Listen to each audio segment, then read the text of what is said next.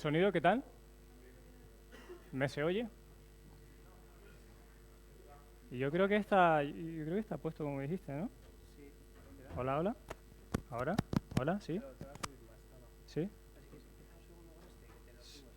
Ah, la verdad, yo creo que se oye atrás a la sala. ¿Sí? Bueno, tiramos así. Venga, arrancamos. Vale. ¿Cuál es la forma de ir más rápido en el desarrollo de software? Porque en todos los proyectos lo que oigo siempre es queremos ir más rápido, hay que ir más rápido. ¿Cómo hacemos para ir más rápido? Si adoptamos un método ágil de desarrollo, ¿vamos a ir más rápido? Si hacemos Scrum o Kanban, ¿vamos a ir más rápido? Bueno, la única forma sostenible que conozco de ir más rápido es evitando desperdicio, no es corriendo al escribir el software. En ocasiones es no haciendo. Buenos días, gracias a todo el mundo por venir. Soy Carlos Ble. Trabajo en Codesai, que hacemos desarrollo de software y apoyo a equipos de desarrollo. Y quería pedir gracias a la organización de este eventazo, a la comunidad Agile Spain, que es una comunidad que quiero mucho, que me aporta muchísimo, que es tan generosa para apoyar a soquetes como yo que se suban aquí a dar una chapa. Así que enhorabuena a la organización, ¿vale? Hace algún tiempo estaba ayudando en un proyecto de software. Bueno, también es un gusto ver tantos amigos, tantas caras conocidas aquí. Gracias por venir. Siento lo de la sala, lo del sitio. Últimamente me han tocado salas pequeñas. Estaba ayudando en un proyecto de software donde surgió la idea de hacer un desarrollo web para un gestor de contenidos multimedia para que los vendedores en los concesionarios de coches pudieran en la tablet enseñar a la gente vídeos de coches y a los potenciales clientes, PDF con características y cosas así. Esto en un entorno multimarca y multiempresa suponía roles, permisos, autorización, autenticación, subida de ficheros grandes a través de la red. Entonces, bueno, entendíamos lo que había que hacer, pero no era fácil. Entonces le dimos una vueltilla al problema y vimos que el equipo de desarrollo que había disponible para implementar eso inicialmente ni siquiera tenía experiencia en la web, venían de hacer herramientas de escritorio, con lo cual hacerlo en web iba a suponer un esfuerzo bastante grande. Luego también nos dimos cuenta que inicialmente el usuario iba a ser una o dos personas, no iban a haber más, con lo cual tampoco había que controlar tanto la autorización, los roles, el login, todo eso. Y también nos dimos cuenta que la persona que subía contenido iba a estar en red local con el concesionario, porque lo tienen todo dentro de una DMZ y no había que hacer internet. Entonces lo que hicimos fue crear una carpeta de red compartida donde la gente podía arrastrar el fichero que quería y luego le hicimos una aplicación de escritorio sin login ni nada, muy sencillita, con una pantalla o dos, donde le ponía meta información al fichero o ponía URLs a vídeos de YouTube y cosas así. En cuestión de un poco más de una semana, con 2 personas, echamos a andar con aquello y solucionó el problema, al menos para ese entonces. Un año y pico después está funcionando, no ha habido que cambiarlo. Si pensamos en coste y rapidez de desarrollo de la primera idea propuesta con la que al final llevamos a cabo, la diferencia es abismal en términos de velocidad. Y esta slide pues no tiene nada que ver con lo que estoy diciendo, pero es mi Instagram, si queréis seguir mi Instagram. Entonces, el contexto de esta charla es la de software que hacemos para otros profesionales, software para la empresa, porque en otras áreas como videojuego y tal, pues yo no tengo experiencia. Entonces, yo el software lo veo como un coste, no como un activo, no como un asset, sino como un coste. Es un compromiso el software. De hecho, cuando emprendes un desarrollo te estás arriesgando el tiempo y el dinero. Entonces, lo que le da valor es su capacidad de resolver problemas si es que la tiene. Si no resuelve problemas, lo que hace es crearlo. Y bueno, no solo lo digo yo se lo he oído decir mucho a Dan North y lo pienso, el software es un compromiso, no es un valor. ¿Cuántas veces en algún proyecto ha pasado que se entrega algo y el cliente o el usuario te piden un cambio, entonces tú lo cambias y te pide otro cambio? Entonces tú dices, pero me está cambiando los requisitos todo el rato, ¿esto qué es? ¿Qué cliente más puñetero? ¿Cómo puede ser esto? Esa situación se conoce, ¿verdad? Es común. ¿Sí o no? ¿O nos pasa? Sin embargo, la gente en el sector para el que hacemos software, que es sector especializado, no cambia la forma de trabajar todos los meses, ni siquiera todos los años. Ya nos gustaría, los que estáis intentando el cambio en organizaciones, que cambien la forma de trabajar continuamente. No es verdad, no la cambian. Entonces, ¿qué pasa?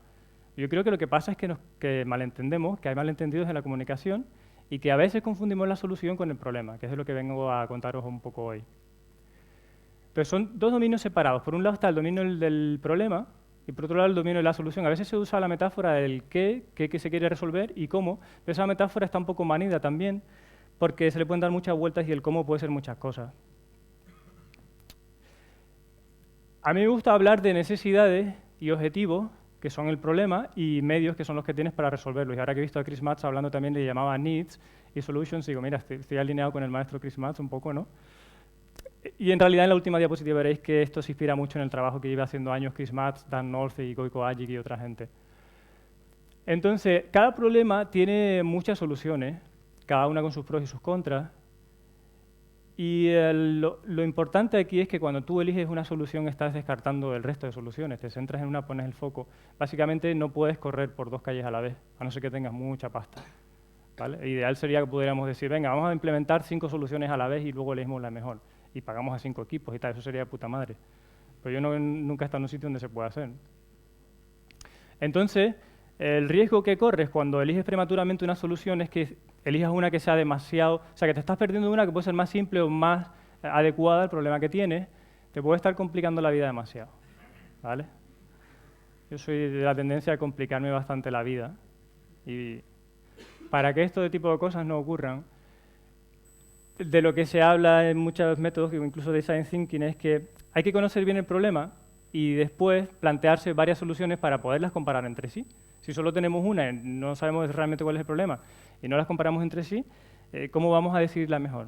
¿Y en qué términos las comparamos? Pues como hablaba Chris, los comparamos en términos de riesgo, de coste, de la capacidad que el equipo tiene de verdad de implementar esa solución, ¿sí? Y luego hay veces que una solución parece que cubre varios problemas y esto crea ciertas tensiones. Nosotros en CoDesign nos reunimos cada 6 meses para decidir cómo queremos que la organización avance y tal, y ahora queremos cambiar la web. De hecho, hay una versión ahí casi ya en beta que va a salir, porque la que hay no nos gusta, y decíamos, ¿cuáles son los objetivos que queremos cubrir con...? Porque no es la web en sí, la web es la solución, ¿vale? Lo que queremos es que la gente entienda qué hacemos, que entienda cuáles son nuestros valores. Queremos un sitio central donde publicar, no solo posts, sino también código fuente, cosas por el estilo. Y bueno, que sea en varios idiomas, que se lea bien en el móvil. Claro, todo eso se soluciona con lo que hablamos web, pero si solo hablamos de web, se producen tensiones cuando alguien quiere tocar la web, porque le preocupa al que está preocupado por el SEO, al que está preocupado por la capacidad de publicar, y el WordPress no le gusta el Jekyll, el no sé qué. Entonces, al final hemos visto que un matching más cercano de uno a uno, de uno a poquito, que lo que acabamos haciendo es decir, bueno, pues la parte estática de la web, la parte de publicaciones de la web, el SEO, y hablamos de esas soluciones más pequeñas y hay menos tensiones. ¿Vale? Que a veces pasa que cuando una solución está, digamos, trabajando en varios problemas, se vuelve conflictivo, hay tensión a la hora de tocar esa solución. Bien, lanzo una pregunta para vosotros. Imaginaos que yo soy el product owner de una RP donde hacemos software de facturación y tal, y os digo, en la próxima release quiero una feature que va a ser un listado de facturas de clientes cuya fecha de pago sea el mes en curso. Y vosotros sois developer, ¿no? ¿Y esto qué os suena? ¿Os suena a problema o a solución? Muy bien. Muy bien. El tema que dice que es un listado ya es una solución, porque al fin y al cabo es una forma de presentación. Y luego realmente no nos está contando cuál es el problema que tiene detrás. ¿Por qué quiere ese listado? ¿Para qué lo quiere? Claro, si entendemos eso, nosotros como desarrolladores podemos ir a la base de datos, ver dónde están las facturas, hacer una query, pintar un listado. Sabemos hacer eso, no hay problema, entendemos lo que hay que hacer. Pero el por qué, quizá no. Y si lo entendiéramos, igual en vez de un listado le dábamos una alerta por email que le llegue al usuario cuando pasa cierto umbral de facturas, lo que sea. De hecho, en un taller de especificación de requisitos que hicimos en el posgrado de Barcelona, donde vino alguien real que trabajaba en software real muy famoso de facturación y tal, nos planteaba este ejemplo. Y haciendo ese taller veíamos que en realidad, para el gerente de una pyme chiquitita y tal, lo que quería saber es si tenía que llamar a algún cliente en algún momento para decirle que no se olvidara de un pago porque si no, no iba a cubrir el gasto fijo de primeros de mes, ciertas facturas y tal. La diferencia de valor es brutal de una cosa a la otra. ¿Mm? Así es como podemos ir rápido entregando valor, sabiendo qué es el problema que hay que resolver.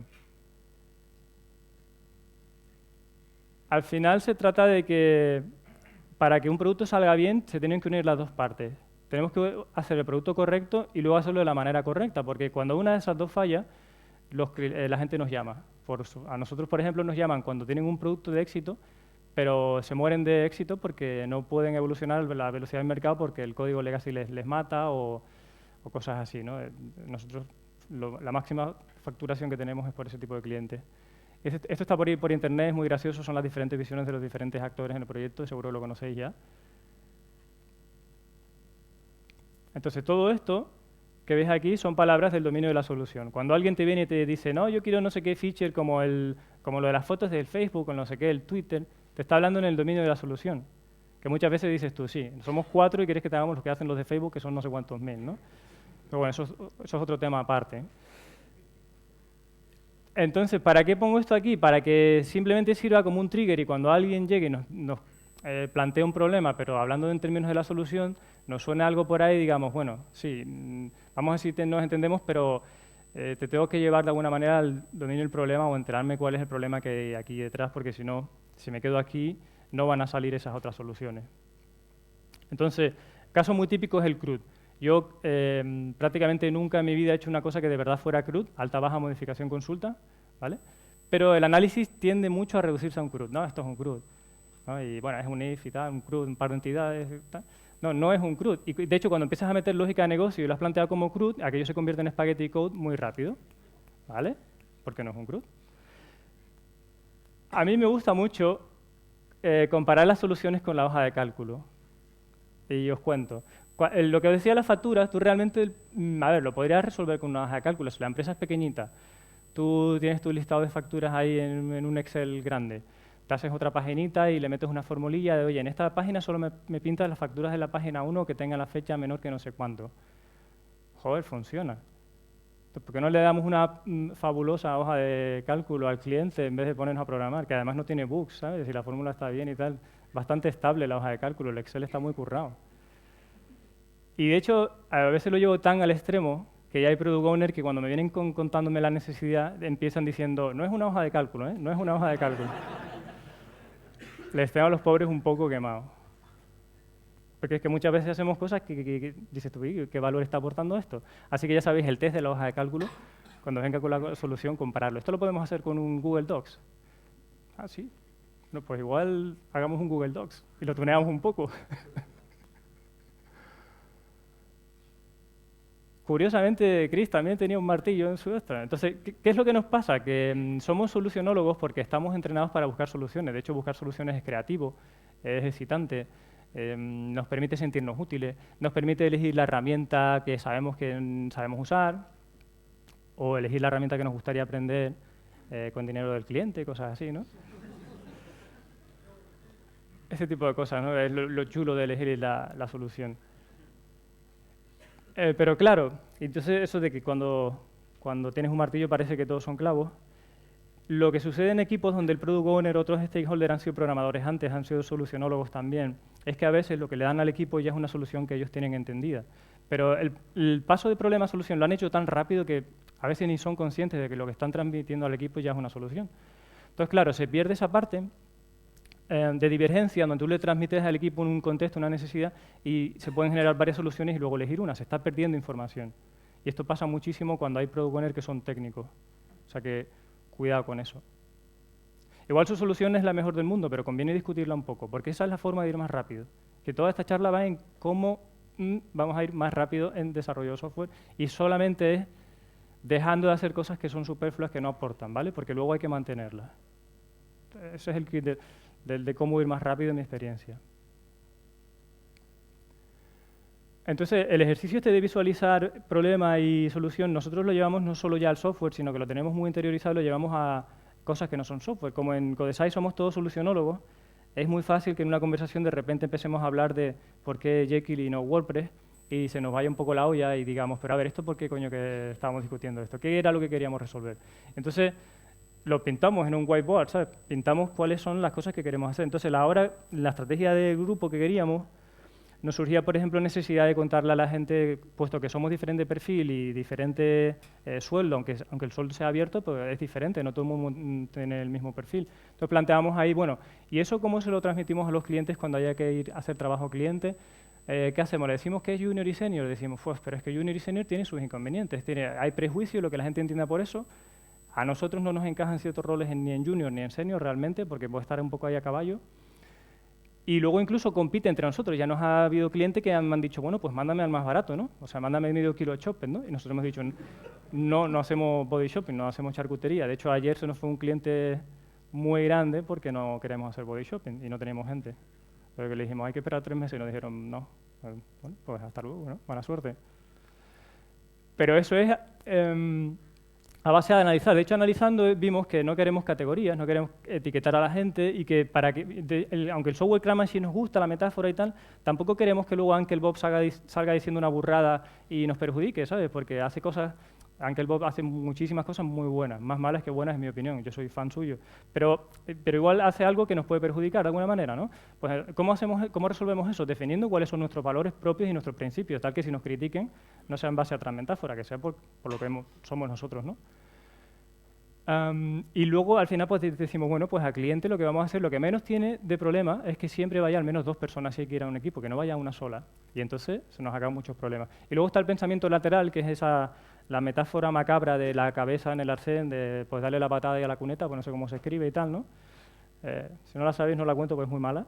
Pero básicamente es que tú a veces puedes coger un problema y cambiarlo por otro, porque algunos de estos problemas lo que nos surgían es que si es por el mercado, por cómo está de apretado el mercado en el que vivimos, ¿no?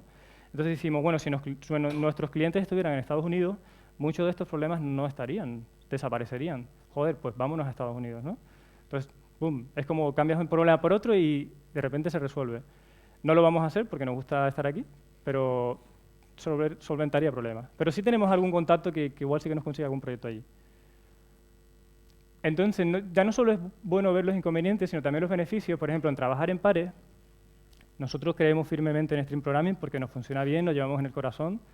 Para mí es el método Agile base por excelencia y más auténtico que existe, que conozco. Tampoco soy el rey del Agile, pero vamos, a mí me va de puta madre. Y entonces hacemos pair programming de verdad la mayoría del tiempo.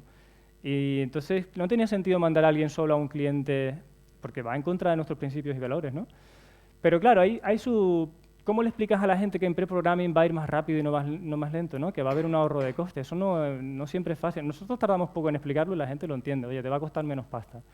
Vale, entonces, a mí me parece bien. Y luego, si solo hay una persona, ¿qué pasa? Bueno, pues que se quede haciendo proyectos de banquillo, que mejore la web, que publique, que nos explique una herramienta nueva, en fin, que se vaya a una conferencia. Hay 1000 cosas que hay que hacer si te quieres mantener ahí vivo en el mercado. Entonces, al final gana el beneficio, gana contra el inconveniente. Un ejercicio muy chorra de hacer los pros y los contras de algo. Entonces, todo esto son, y hay muchas más, son formas de analizar el problema y a veces también de atacar la solución. ¿Cuántas conocéis de ahí? ¿Alguna que otra?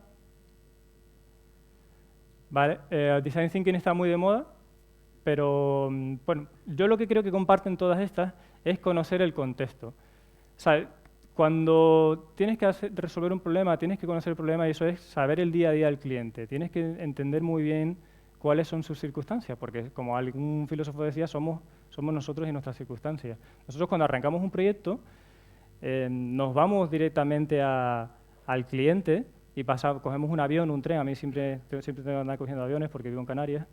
Entonces vamos al cliente y vemos cómo trabajan y eso nos cambia la perspectiva totalmente. Por ejemplo, haciendo software para el taller de coches, para talleres muy grandes, una cosa es que tú en una sala con gente que sepa el dominio te explique y empieces a entender el problema y tal, la solución, y otra cosa es que te vayas allí y en aquella parte que supone que el mecánico iba a estar tecleando, veas que el mecánico realmente está debajo de un coche con las manos llenas de grasa.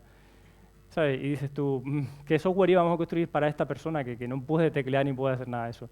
Entonces, cosas como, yo qué sé, el ruido que hay en la oficina, cantidad de distancia que la gente tiene que recorrer, son variables muy importantes para que tú des con el problema y entiendas su contexto. Y qué necesitan y sobre todo qué no necesitan, porque la gente no necesita software que le haga la vida más difícil, ¿vale? Ese es el paso que me gustaría que en la industria diésemos, software que o que ayude o no escribimos software, ¿vale? Pero para joderle la vida a la gente, no. Entonces, lo siguiente es ¿por qué hacemos eso y para qué lo hacemos? Lo de preguntar 5 veces por qué de manera recursiva como los niños, pues va muy bien, pero no para tocarle las narices a la gente, sino simplemente para... esto se acoplará igual. Pero simplemente para que veamos cuál es la causa del problema, la causa de más abajo del problema, que veamos cuál puede ser. Y por qué, ¿no? Y luego ya pues tienes una gran variedad. Bueno, y hay veces que no te queda más remedio que la ingeniería inversa. El design thinking y el specification by example están de puta madre, pero a veces eso no funciona porque la gente, por más que hablas con ellos, no ven el problema. Esto pasa cuando llevan usando un software legacy durante 7 años, por ejemplo, como nos ha pasado un caso. Ya hablas con el usuario y el usuario te dice el punto de no retorno del callejón sin salida es, no, es que el software acaba siendo así. Y ya han confundido el problema con la solución, lo tienen tan interiorizado, que la única forma de tú indagar de verdad cuál es el problema es conocerte la solución que hay muy, muy bien y tratar de hacer ingeniería inversa a ver cómo pensaban aquellos que idearon esa solución. Y nos funciona muy bien. Es decir, bucear de lleno en la solución actual o en la solución que te están planteando no está mal. Tampoco hay que decirle a la gente, no, tronco, déjame de soluciones, tío, que es una mierda, háblame de tu problema. No se trata de eso. O sea, cualquier información que nos llega es útil, puede ser útil. Simplemente saber en qué dominio estamos.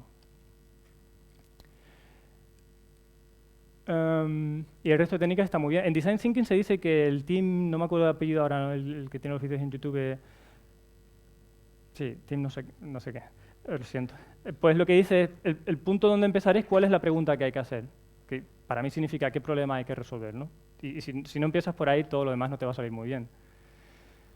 Nosotros hacemos mucho Specification by Example. En la parte final, si da tiempo, os cuento un poquito cómo trabajamos esa parte. Y las 7 dimensiones del producto está muy bien, se conoce muy poco en España, pero es una técnica, hay un libro que se llama Discover to Deliver, que es todo el rato basado en ejemplos sobre cómo hacer el análisis y tal, que está muy, muy interesante. Y bueno, y a veces no nos queda más remedio que mandar pequeñas sondas al espacio para tomar datos y ver cuál puede ser el problema. En los espacios donde la necesidad no está tan clara, en startup o en sitios de innovación más alta, a veces tienes que poner pequeñas sondas en la Luna, que son prototipos, probar algo y conocer un poco más del problema a base de prueba. Entonces, vamos bien de tiempo. ¿Qué tal por ahí? ¿Muy aburrido?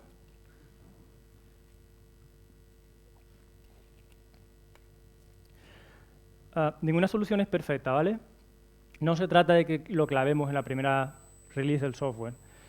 Lo que, en mi opinión, podemos hacer y podemos esforzarnos por hacer es que cada versión que hagamos, cada release, sea un poquito de más valor que la anterior. En eso sí que lo podemos hacer. ¿Cómo hacemos para que cada versión aporte un poquito más de valor? Pues para eso he inventado el acronimillo ese de ahí arriba, que es que primero la solución tiene que ser simple. Tenemos que ir a buscar algo simple porque si no, vamos a estar programando toda la vida. Tiene que estar abierta al cambio. Nos tiene que permitir aprender de los usuarios, para lo cual ellos tienen que tener opciones. El software tiene que estar abierto para que nos permitan ver cómo les gusta usarlo.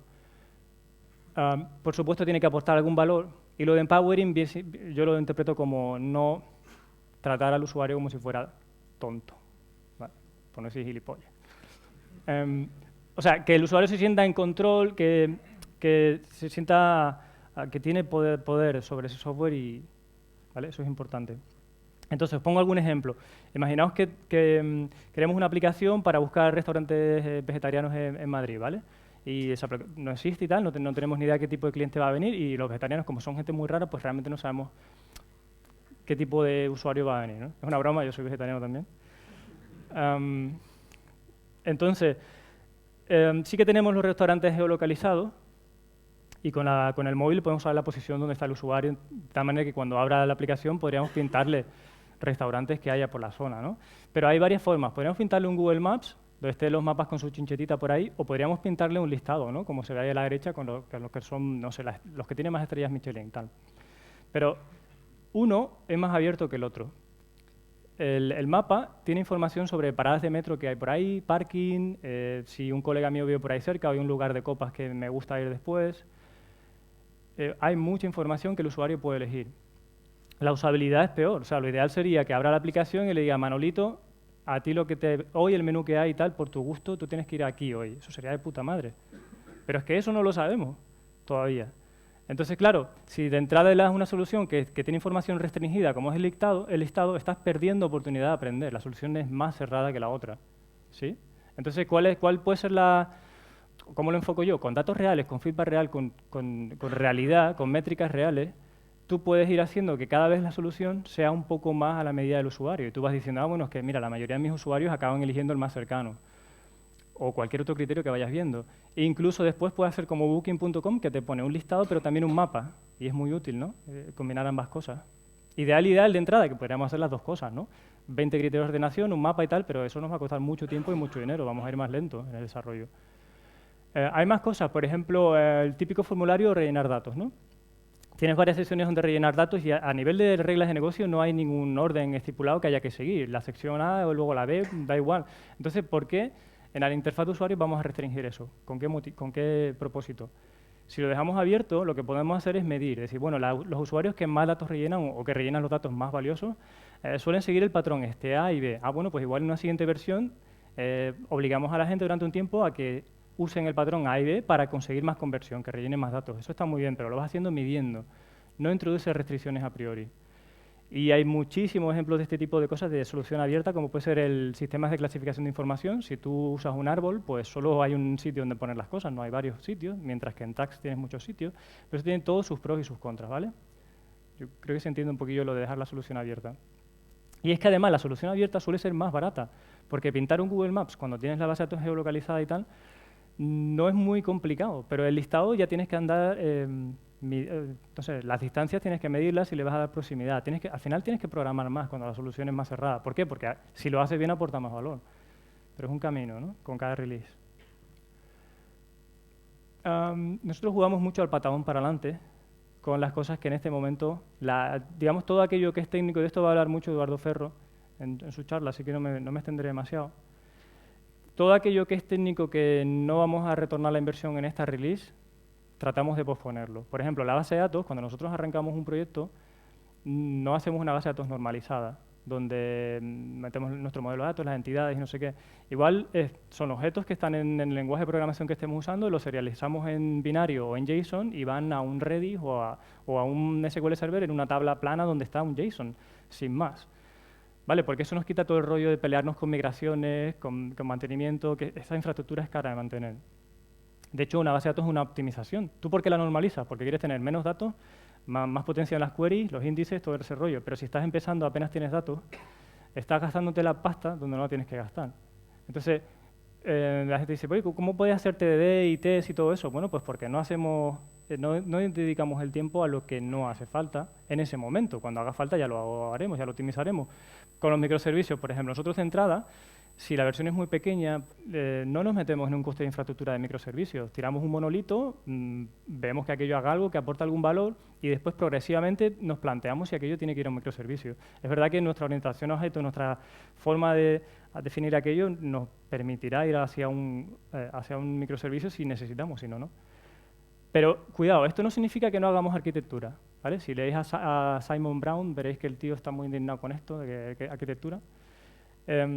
Los quality attributes hay que tenerlos en cuenta desde que arrancas el proyecto. Si es multidioma o tienes las cadenas preparadas para que se traduzcan, eso no va a funcionar. La seguridad, la resistencia a fallos, la escalabilidad, todo ese tipo de cosas, si hay un requisito de negocio que lo tiene que cumplir, nosotros como técnicos tenemos que pensarlo y tenemos que hacerlo, ¿vale? El patadón no significa patadón a toda la arquitectura. Luego eso daría para la charla de Edu, luego. Y todo la chapa que estoy metiendo aquí es al final sobre principios Lean. Me di cuenta el otro día, viendo otra charla de internet, que todo esto era Lean.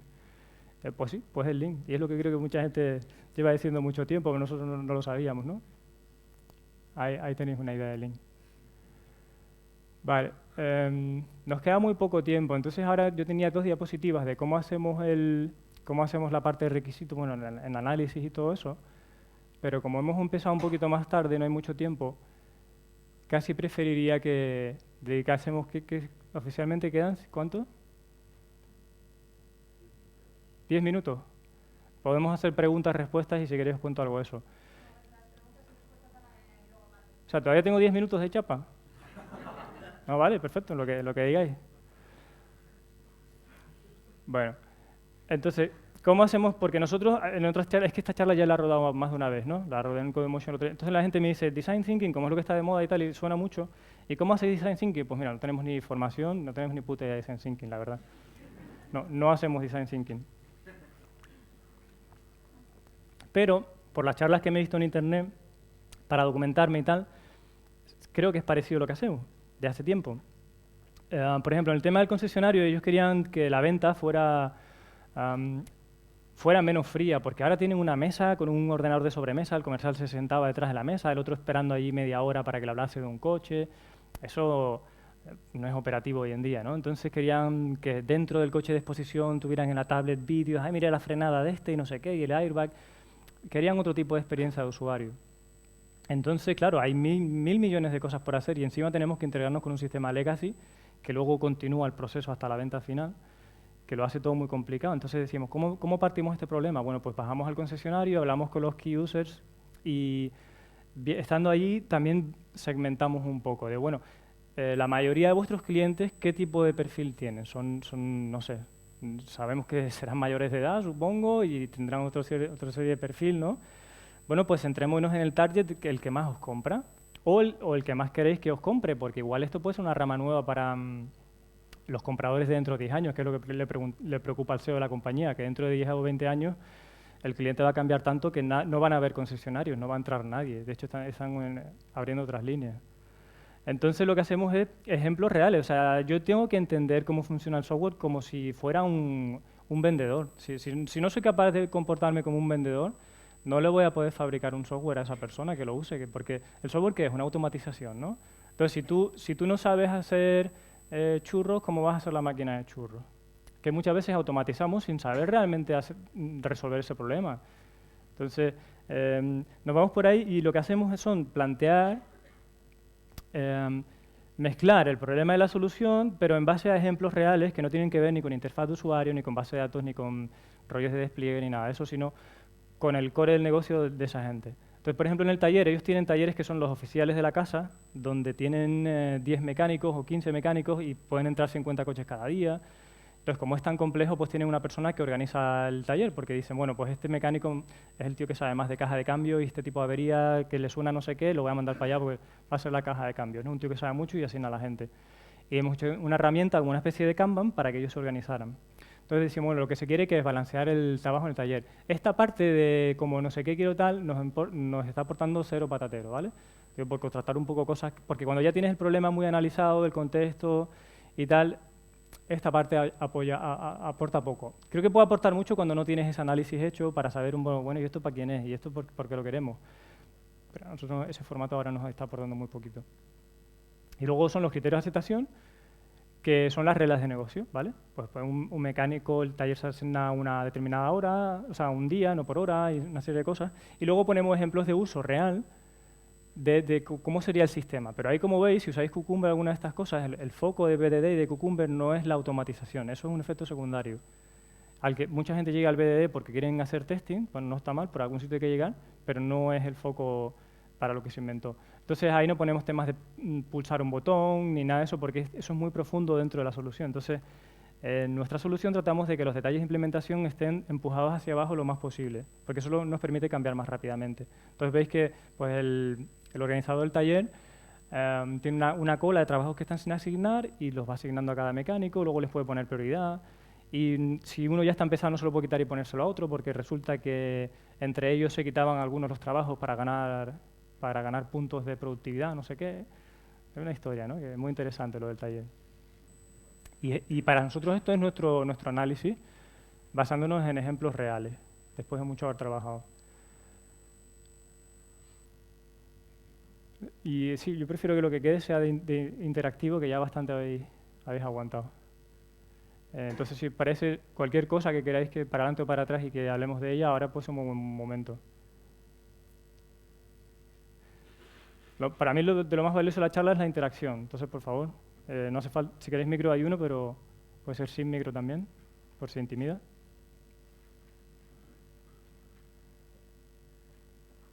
¿Quieres micro?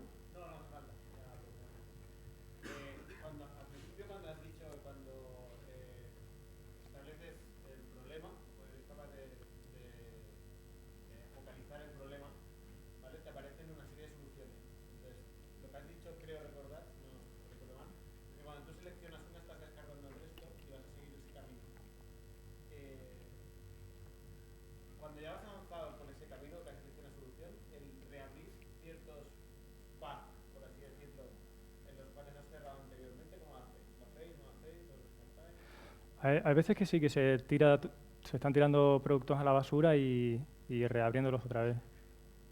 Sí que se ha llegado a hacer alguna vez. Es como, a veces a la gente le pasa de que como ya ha hecho una inversión en algo, no la quiere tirar, pero seguir manteniendo eso es más caro que tirarlo y ir a por otra cosa. Eso también es muy común. Pues bueno, todo al final, hablando de números, sí, alguna vez lo hemos hecho. Tirar algo cuando todavía es bastante temprano y hacer otra cosa. De hecho, al producto este nos llamaron para que en un año reescribiéramos un código de legacy de 8 millones de líneas de código, 5 de ellas en SQL, ¿sabes? Y lo íbamos a reescribir un año, claro. Cuando llegamos ahí y vimos el pastel que había, dijimos, no, lo que vamos a hacer es lo que llama Martin Fowler de estrangular la aplicación y ir haciendo pequeñas aplicaciones que van quitando lo viejo y que vayan conviviendo. Y convivirán una década, porque esto no se va a quitar así por las buenas. Es la forma de minimizar riesgo en ese proyecto. Pero empezamos con una idea, íbamos allá a hacer un remake, ¿sabes? Y vimos que eso no iba a ser posible.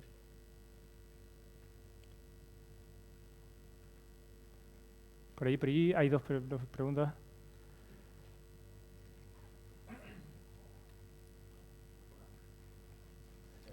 Encendido se ve, pero... Si no, sin micro. ¿Sí? Hola. Lo que cuenta se parece muchísimo a Lean Startup. Claro, viste que puse el link ahí en una diapositiva. Sí, pero no a Lean, sino a Lean Startup, porque básicamente lo que estás haciendo es defines una hipótesis al principio, que no lo explicas explícitamente, pero de alguna manera elaboráis juntos con el cliente cuál es la hipótesis y al final del proceso, después de haber medido, tomáis una decisión y pivotáis. Es un poco deshacerte de lo que estábamos hablando hace un momento, de deshacernos de la solución equivocada si es que toca. Claro. Lo que pasa es que es muy importante el matiz de que algunas Lean Startup empiezan con una solución en mente. O sea, el detalle es muy sutil, pero cambia mucho las cosas. Sí, es Lean Startup, pero ya la concepción de la que partimos no es una necesidad, es una solución, ¿sabes? Es muy sutil, pero el impacto es muy grande. En un taller donde estuve con Goiko Aji, que el tío comentaba que no sé qué compañía le había contratado para que los aviones de caza ahora fueran más rápidos porque los misiles nuevos le estaban alcanzando, no sé qué. Entonces, cuando se puso a mirar, vio que el monitor que tenía en el retrovisor, pues tenía que girarse el piloto un poco así para verlo y tal, y dice, coño, si cambiamos el monitor aquí y lo ponemos ahí, ya está, con eso el piloto iba más rápido, ¿sabes? Te quiero decir que a veces la solución es tan barata comparado con lo que nos inventamos, que me da miedo que la sigamos confundiendo, aunque pensemos que hay que aplicar Lean y tal, pero que el punto de partida sea erróneo, es lo que me preocupa.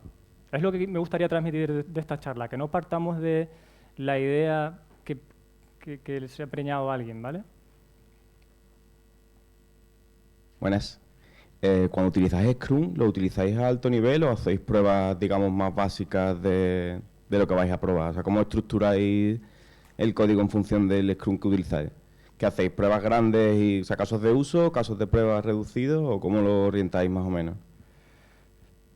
Yo lo veo que no tiene, sabes, que son cosas diferentes.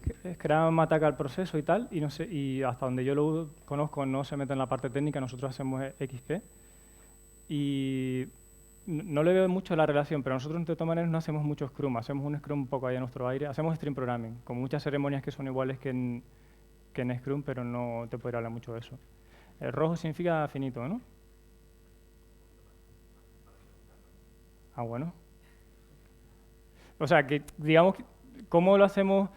Al final solemos hacer lo que llaman Outside-in TDD o BDD, ¿vale? Donde tenemos ahí un caso que es bastante de alto nivel y lo automatizamos o no, no siempre lo automatizamos, y para que ese caso se cumpla, ese criterio y tal, esos criterios, igual hacen falta NTs más pequeños que son de unidad, ¿no?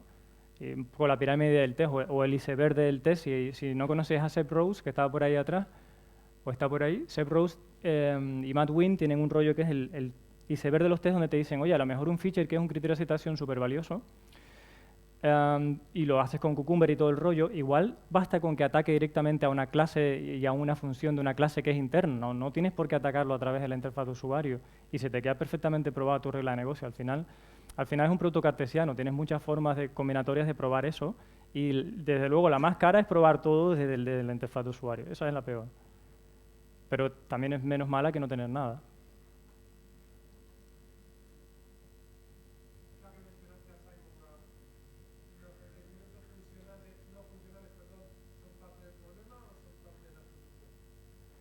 Esa es muy buena, esa es muy buena. Yo creo que se mezclan las dos cosas, ¿verdad?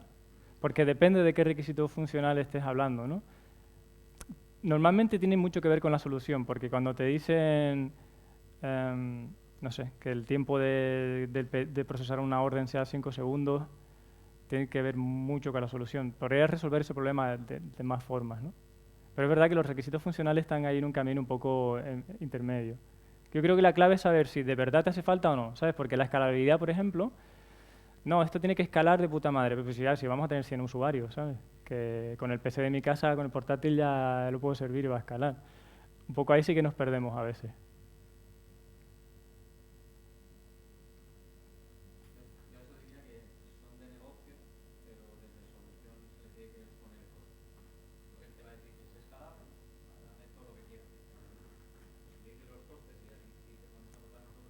Eso es. Claro, es lo de por ejemplo, la consistencia de datos eventual, ¿no? Que dice, bueno, durante 5 segundos los datos no van a ser consistentes y tal. Y la gente de negocio te podría decir, no, no, que sean, que sean. Dice, pero es que el coste va a ser no sé cuánto. Y bueno, entonces por 3 segundillos igual tampoco está muy trillado. Muy bien, pues ahora sí que cerramos, ¿no? Que haga pausita. De verdad, muchísimas gracias.